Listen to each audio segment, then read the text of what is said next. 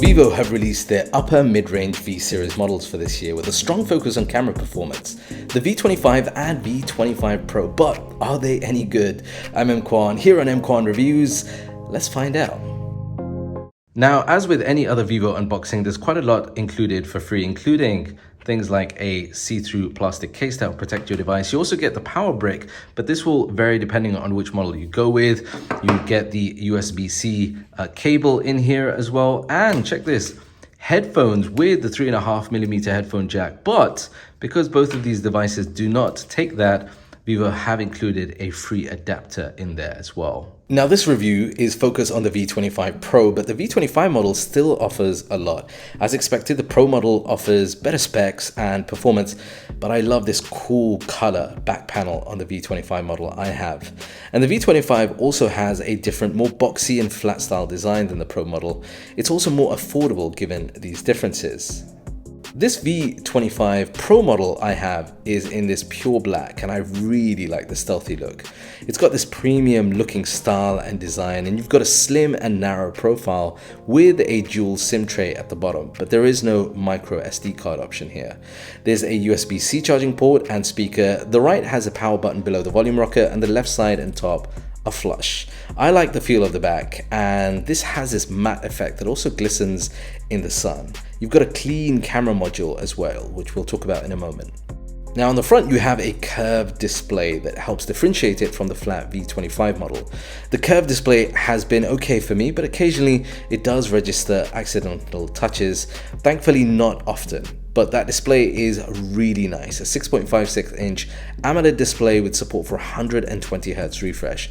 You've also got 1300 nits of brightness, and it's done well for multimedia and gaming on the display with nice brightness and vibrant colors.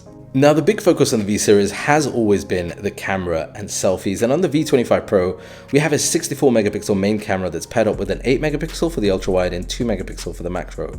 Now, as expected from the V-series, the photos come out nicely with plenty of dynamic range, good natural colors, and there's details. And zooming across the different focal lengths also produces consistent looking images. Anything above 5x, and then you'll start to notice an increase in noise and over processing. Now, despite its 2-megapixel macro, I was still impressed with the results with nice details. Surprisingly, there isn't a telephoto camera. However, a combination of the main and the AI algorithm does produce some surprisingly good portraits on both humans and non-human subjects. Now, the front-facing selfies are with a 32 megapixel, and they're also nice, but my only criticism both with portrait and selfies is that annoying over-polished look for faces, but thankfully it can be toned down. And in low light, it does equally well with the results thanks to this night mode.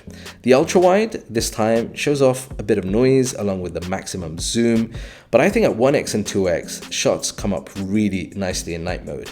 And the video in low light, thanks to OIS and processing, produces really nice results here also. Alright, so here is an example of what stable video looks like on the V25 Pro.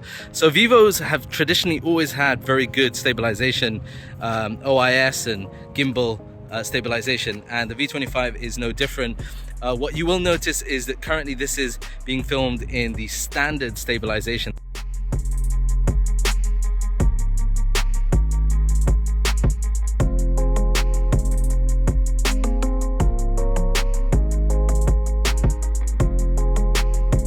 So this is powered by the MediaTek Dimensity 1300 chip, and in this model, 12GB of RAM, which dynamically can add an additional 8GB from storage, means that performance is smooth and fluid for day-to-day.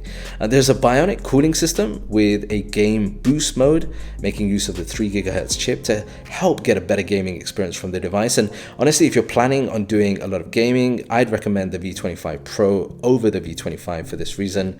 And this is powered by Android 12 and FunTouch OS 12, so thankfully improvements to the OS. It's all around cleaner, it makes it good for most users, but there is some bloatware still floating around.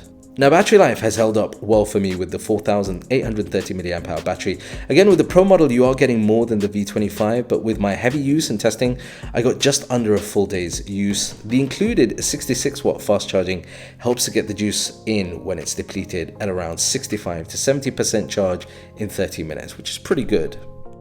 Now the V25 in this region will start at around 1500 dirhams, with the V25 Pro starting at around 2200 dirhams. Now you're getting a lot with whatever option you go with, but let me know what you think about the new V series from Vivo this year. Drop your comments below and check out this video here next.